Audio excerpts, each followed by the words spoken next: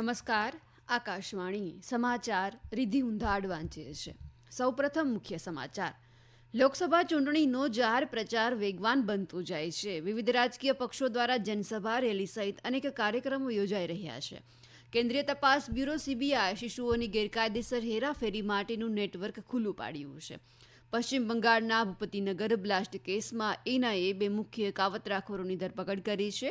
કુવૈતના પ્રધાનમંત્રીએ તેમના મંત્રીમંડળનું રાજીનામું કુવૈત અમીરને સોંપ્યું.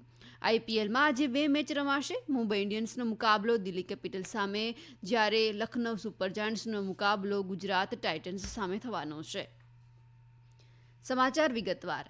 પ્રધાનમંત્રી અને ભારતીય જનતા પાર્ટીના વરિષ્ઠ નેતા નરેન્દ્ર મોદી આજે બિહારના નવાદામાં ચૂંટણી રેલી કરશે. તેઓ એનડીએ ઉમેદવારના સમર્થનમાં જનસભાને સંબોધશે. ભાજપના નેતાઓની સાથે એનડીએના અન્ય ઘટક પક્ષોના સભ્યો પણ રેલીમાં ભાગ લેશે. પ્રધાનમંત્રીના કાર્યક્રમને ધ્યાનમાં રાખીને વ્યાપક સુરક્ષા વ્યવસ્થા કરવામાં આવી છે. 1 અઠવાડિયામાં પ્રધાનમંત્રીની આ બીજી રેલી છે. અગાઉ 4 એપ્રિલે તેમણે જમુઈ મત વિસ્તારથી બિહારમાં એનડીએના ચૂંટણી અભિયાનની શરૂઆત કરી હતી. ભાજપે પાર્ટીના વરિષ્ઠ નેતા અને ભૂતપૂર્વ કેન્દ્રીય મંત્રી ડોક્ટર સીપી ઠાકુરના પુત્ર વિવેક ઠાકુરને નવાદા સંસદીય મત વિસ્તારમાંથી મેદાનમાં ઉતાર્યા છે. લોકસભા ચૂંટણીના પ્રથમ તબક્કામાં ગયા ઔરંગાબાદ અને જમ્મુની સાથે નવાદા સંસદીય બેઠક માટે પણ મતદાન થવાનું છે. પ્રધાનમંત્રી નરેન્દ્ર મોદી આજે મધ્યપ્રદેશના જબલપુર મતવિસ્તારમાં રોડ શો દ્વારા લોકસભા ચૂંટણી માટે ભાજપના પ્રચારની શરૂઆત કરશે. પાર્ટીના નેતાઓએ કહ્યું છે કે તેઓ મંગળવારે બાલાઘાટમાં એક રેલીને સંબોધિત કરશે. પ્રધાનમંત્રીનો રોડ શો આજે સાંજે શહીદ ભગતસિંહ 4 રસ્તાથી શરૂ થશે અને જબલપુરના ગોરખપુર વિસ્તારમાં આદિશંકરાચાર્ય 4 રસ્તા પર સમાપ્ત થવાનો છે. બાલાઘાટ અને જબલપુર બંને મત વિસ્તાર મધ્યપ્રદેશના મહાકૌશલ પ્રદેશ હેઠળ આવે છે, જેમાં નોંધપાત્ર આદિવાસી મતો છે. 2019ની લોકસભા ચૂંટણીમાં મધ્યપ્રદેશની 29 બેઠકોમાંથી કોંગ્રેસે જીતેલી એકમાત્ર બેઠક છિંદવાડા પણ આ ક્ષેત્રમાં આવે છે. આ બેઠકો પર 19 એપ્રિલે મતદાન થવાનું છે.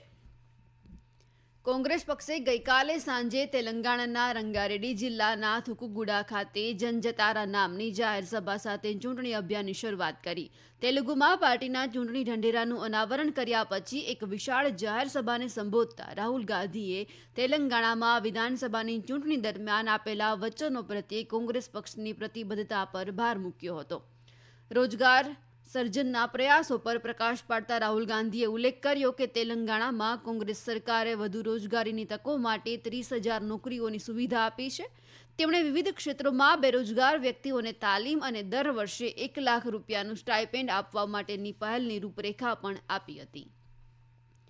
ભાજપના રાષ્ટ્રીય અધ્યક્ષ જેપી નડ્ડાએ ગઈકાલે રાત્રે કેરળના કોઝિકોડમાં કોઝિકોડ સંસદીય મત વિસ્તારના પક્ષના ઉમેદવાર એમટી રમેશના સમર્થનમાં રોડ શો યોજ્યો હતો.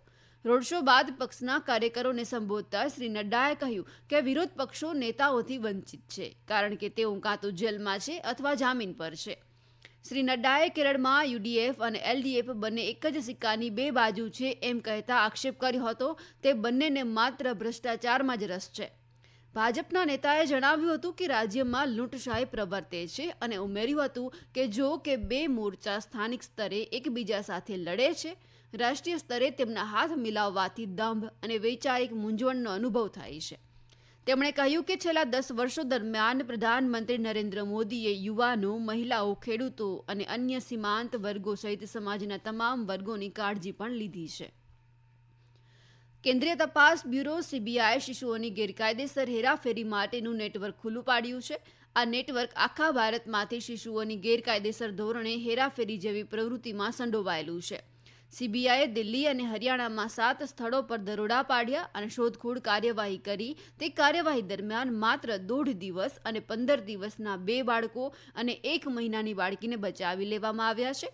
તે ઉપરાંત 5.5 લાખ રૂપિયા રોકડા અને અન્ય દસ્તાવેજો હાથ લાગ્યા છે. સીબીઆઈએ 7 આરોપીઓની ધરપકડ પણ કરવામાં આવી છે.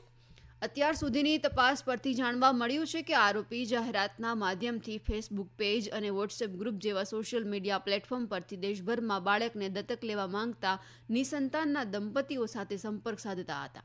આ ટોળકી કથિત રૂપે વાસ્તવિક માતા પિતાની સાથે સાથે સરોગેટ માતાઓ પાસેથી પણ બાળકો ખરીદે છે અને શિશુઓને બાળક દીઠ 4 થી 6 લાખ રૂપિયાની કિંમતે વેચી મારે છે. આ સમાચાર આપ આકાશવાણી પરથી સાંભળી રહ્યા છો. પશ્ચિમ બંગાળના પૂર્વ મેદિનીપુર જિલ્લાના ભૂપતિનગરમાં ગઈકાલે રાષ્ટ્રીય તપાસ સંસ્થા એનઆઈએની ટીમ પર હુમલો કરવામાં આવ્યો હતો. ટીમ ત્યાં તપાસ અભિયાન માટે ગઈ હતી. ડિસેમ્બર 2022ના ભૂપતિનગર બોમ્બ વિસ્ફોટના સંબંધમાં જ્યારે એજન્સીએ તૃણમૂલ કોંગ્રેસના 2 સ્થાનિક નેતાઓને કસ્ટડીમાં લેવાનો પ્રયાસ કર્યો ત્યારે તેમના પર હુમલો કરવામાં આવ્યો. ત્યારબાદ તૃણમૂલ કોંગ્રેસના 3 સ્થાનિક નેતાઓ બોમ્બ વિસ્ફોટમાં માર્યા ગયા. એનઆઈએ આ કેસની તપાસ કરી રહી છે. એનઆઈએ તેઓને કોલકાતા લઈ ગઈ છે. તેઓને વિશેષ એનઆઈએ કોર્ટમાં રજૂ કરવામાં આવશે.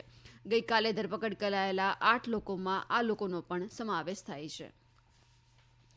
કુવૈતના પ્રધાનમંત્રી શેખ મોહમ્મદ સબા અલ સાલેમ અલ સબાએ ગઈકાલે તેમના મંત્રીમંડળનું રાજીનામું અમીર શેખ મિશાલ અલ અહમદ અલ જબર અલ ઝબાને સોંપ્યું છે. ગુરુવારે નવી સંસદની ચૂંટણી બાદ આ રાજીનામું આવ્યું છે. બંધારણના અનુચ્છેદ 57 મુજબ નેશનલ એસેમ્બલીના દરેક વિધાનસભ્ય કાર્યકાળની શરૂઆતમાં નવી કેબિનેટની રચના કરવાની જોગવાઈ છે. વર્તમાન સરકારે વિધાનસભાના ઉદ્ઘાટન પહેલા રાજીનામું આપવું પડશે. તેમના રાજીનામા પહેલા ગઈકાલે મળેલી ખાસ બેઠકમાં કેબિનેટે 17મી એપ્રિલે 18મી વિધાનસભા કાર્યકાળનું પ્રથમ નિયમિત સત્ર બોલાવવા નેશનલ એસેમ્બલીને બોલાવતા કાયદાના ડ્રાફ્ટને મંજૂરી આપી હતી. પ્રધાનમંત્રીએ કેબિનેટ વતી અમીરના નેતૃત્વ અને સમર્થન માટે બેઠકમાં આભાર વ્યક્ત કરતા કહ્યું કે રાજીનામું બંધારણીય માર્ગદર્શિકા અને લોકતાંત્રિક પ્રક્રિયાઓ પ્રત્યે સરકારની પ્રતિબદ્ધતાને પ્રતિબિંબિત કરે છે. ભારતીય તટરક્ષક દળ જહાજ આઈજીસીએસ વીરાએ ગઈકાલે બંગાળની ખાડીમાં આંધ્રપ્રદેશના કિનારે 9 માછીમારોને બચાવ્યા. આ માછીમારો ગંભીર રીતે દાઝી ગયા હતા જ્યારે તેમની બોટમાં આગ લાગી હતી અને દરિયામાં ડૂબી ગયા હતા. સંરક્ષણ મંત્રાલયે એક નિવેદનમાં જણાવ્યું કે આઈસીજીએસ વીરાએ પરિસ્થિતિમાંથી બચી ગયેલા લોકોને મદદ પૂરી પાડવા માટે તાત્કાલિક પગલાં લીધા છે. તેમાં કહેવામાં આવ્યું છે કે બચાવાયેલા તમામ 9 લોકોને મેડિકલ ટીમ દ્વારા પ્રાથમિક સારવાર પણ આપવામાં આવી રહી છે.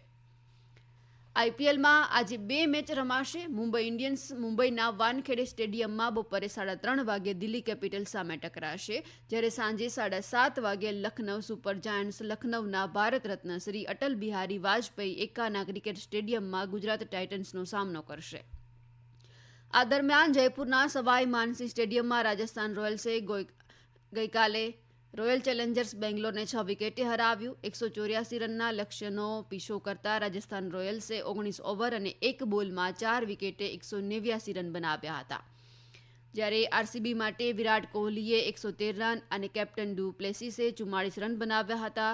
રાજસ્થાન રોયલ્સ તરફથી યુજવેન્દ્ર ચહલે 2 અને નાન્દ્રે બર્ઝરે 1 વિકેટ ઝડપી હતી. હોકીમાં ભારતીય પુરુષ ટીમ આજે ઓસ્ટ્રેલિયામાં 5 મેચોની શ્રેણીની બીજી મેચમાં ઓસ્ટ્રેલિયા સામે ટકરાશે. મેચ બપોરે 2:10 વાગે શરૂ થશે. સિરીઝની શરૂઆતની મેચમાં ઓસ્ટ્રેલિયાએ ગઈકાલે ભારતને 5-1થી હરાવ્યું હતું. સિરીઝની ત્રીજી મેચ બુધવારે આ જ સ્થળે રમાવાની છે. બ્રિટનમાં કેથલીન વાવાઝોડું ત્રાટકતા ગઈકાલે ડઝનબંધ ફ્લાઇટ્સ રદ કરવામાં આવી, જેના કારણે મુસાફરો એડિનબર્ગ, બેલફાસ્ટ, માન્ચેસ્ટર અને બર્મિંગહામમાં ફસાયા. હવામાન વિભાગ દ્વારા ઇંગ્લેન્ડના ઉત્તર પશ્ચિમ, દક્ષિણ પશ્ચિમ અને ઉત્તરી આયર્લેન્ડ, સ્કોટલેન્ડ અને વેલ્સના કેટલાક વિસ્તારો માટે એલર્ટ જાહેર કરવામાં આવ્યું છે. બ્રિટનના હવાઈ મથક પર 130થી વધુ ફ્લાઇટ્સ રદ કરવામાં આવી.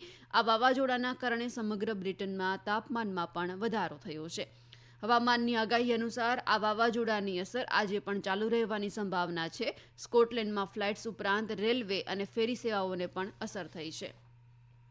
ઇઝરાયેલમાં સરકાર વિરોધી પ્રદર્શનકારીઓએ રસ્તા ઉપર આવીને પ્રધાનમંત્રી બેન્ઝામિન નેતન્યાહુના રાજીનામાની માંગ કરી અને હમાસ સાથે ચાલી રહેલા યુદ્ધ વચ્ચે દેશમાં વહેલી ચૂંટણીની પણ માંગણી કરવામાં આવી છે.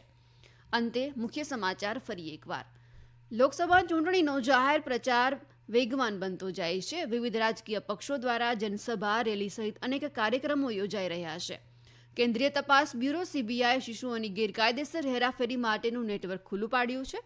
પશ્ચિમ બંગાળના ભૂપતિનગર બ્લાસ્ટ કેસમાં એનઆઈએ 2 મુખ્ય કાવતરાખોરોની ધરપકડ કરી છે. કુવૈતના પ્રધાનમંત્રીએ તેમના મંત્રીમંડળનું રાજીનામું કુવૈત અમીરને સોંપ્યું અને આઈપીએલમાં આજે 2 મેચ રમાશે. મુંબઈ ઇન્ડિયન્સનો મુકાબલો દિલ્હી કેપિટલ્સ સાથે, જ્યારે લખનૌ સુપર જાયન્ટ્સનો મુકાબલો ગુજરાત ટાઇટન્સ સામે થવાનો છે. આકાશવાણી પરથી સમાચાર પૂરા થયા.